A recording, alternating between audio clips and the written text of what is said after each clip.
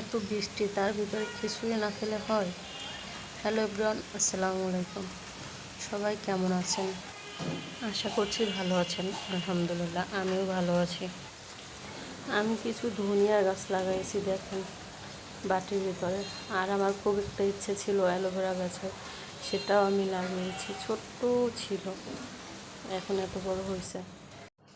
কাল রাত থেকে অনেক বৃষ্টি হইতেছে, তাই ভাবলাম কিছু খিচুড়ি রান্না করি। আজকে আমি খিচুড়িটা হাতে মেখে করব।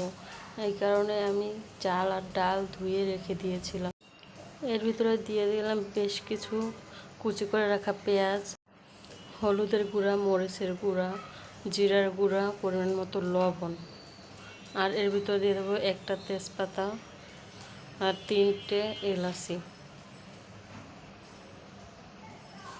আর দেব আমি কিছু সবজি নিয়েছি, যেমন বরবটি, পটল, কাঁকরোল, মিষ্টি কুমড়া আর আলু।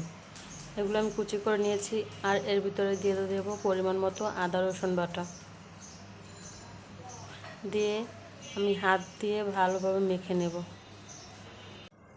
আমি অ্যালোভেরা গাছটা এনেছিলাম বড়াপুর বাসা থেকে, একেবারে পিচ্চি ছিল। তারপরে প্রায় 1.5 মাসের মতো একটা বোতলে পানির ভিতরে ভিজানো ছিল, ভাবছিলাম থাকবেই না। পরে বালু এনে তারপর লাগানোর পরে মাশাআল্লাহ এখন খুব সুন্দর বড় হয়েছে। মেখে নিয়েছি। এখন এর ভিতরে বেশি করে পরিমাণ মতো পানি দিয়ে দেব, যতটুকু এটা সিদ্ধ হওয়ার জন্য দরকার ততটুকু। আমি এর ভিতরে অল্প কিছু তেল দিয়ে দিয়েছিলাম, যেটা স্কিপ হয়ে গেছে। আর দিয়েছি 2টো দারচিনি। এবারটাকে ঢেকে দিয়ে রান্না করে নেব। মাঝখানে ভিডিও স্কিপ হয়ে গেছে দেখে সবটা দেখানো হয়নি। এই যে আমার খিচুড়িটা সিদ্ধ হয়ে গেছে। এর ভিতরে আমি কিছু ধনিয়া পাতা কুচি দিয়ে দেব। দিয়ে দিলাম ধনিয়া পাতা কুচি আর 2টো কাঁচামরিচ ভেঙে দিয়ে দিয়েছি। এবার নেড়ে চেড়ে আমি এটাকে বাগার দেব। তার জন্য কড়াইতে তেল দিয়ে দিলাম একটু, আর দেব বেশ কিছুখানি পেঁয়াজ কুচি আর রসুন কুচি আর 4-5টা শুকনো মরিচ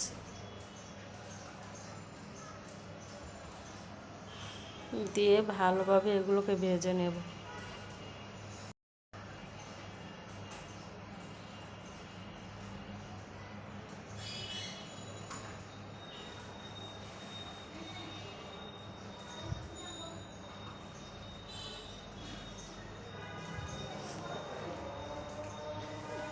এবার এইগুলোকে আমি খিচুড়ির ভিতরে দিয়ে দেব,